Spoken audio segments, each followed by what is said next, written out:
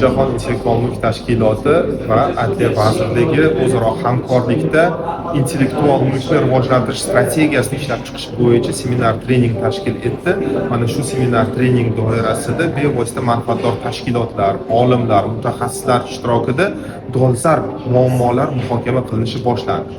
Bu muammolar aynan O'zbekistonda intellektual mulk sohasini rivojlantirishga qaratilgan. Mana shu muammolarni bartaraf etgan holda mamlakatimizning iqtisodiyotini rivojlantirish, olimlarimizni bevosita o'zlarining yutuqlarini, yangiliklarini himoya qilish va buni tijoratlashtirish masalalari eng asosiy masala sifatida qaraldi.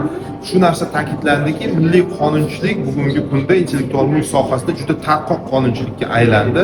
Uni balki kodifikatsiyalash, konsolidatsiya qilish, ya'ni yagona kodeks asosida birlashtirish masalasini ham ko'rib chiqish kerak degan xulosalarga kelinmoqda. Bundan tashqari, yagona boshqaruv mexanizmini yaratish, ya'ni barcha ma'lumotlar, barcha mexanizmlar yagona boshqaruvda bo'ladigan bo'lsa, bu o'ziga yarasha muvaffaqiyatga olib kelishi mumkinligi haqida xulosa qilindi. Chunki ko'p masalalar bo'lmoqdaki, mutaxassislar aytmoqda, barchaga yetarlicha ma'lumot ham yetkazilmagan. Bor imkoniyatlarni ko'pchilik bilmaydi.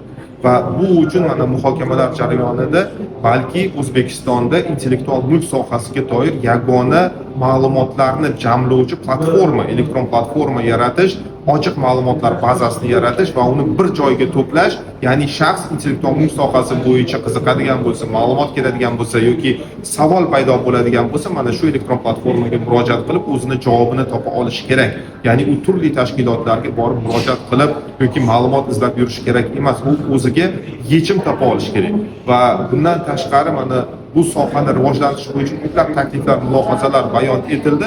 O'ylaymizki, mana shularning barchasi o'zini yechimlari bilan yangi strategiyada aks etadi va bu albatta bizning mamlakatimizni iqtisodiy jihatdan rivojlanishi, mamlakatimizda intellektual mulk huquqlarini himoya qilishi, bu sohada yangi ko'plab investorlarning kirib kelishi va albatta bizning olimlarimiz, ixtirochilarimiz o'zlarini huquqlarini xalqaro miqyosda, nafaqat O'zbekistonda, dunyo bo'ylab himoya qilib, natijasida daromad olish, mana shu patentlarini, yangiliklarni, mualliflik huquqlari natijasida dunyo miqyosida o'zini daromadini olish imkoniyatiga ega bo'ladi va natijada, pirovard natijada bu albatta bizning xalqimizning farovonligi, boyishi, turmush tarzini yaxshilanishiga olib keladi va mamlakatimizni dunyo bo'yicha innovatsiyalarni yaratuvchi va innovatsiyalarni dunyoga sotuvchi mamlakat safiga qo'shilib namoyon bo'lishiga xizmat qiladi deb o'ylaymiz.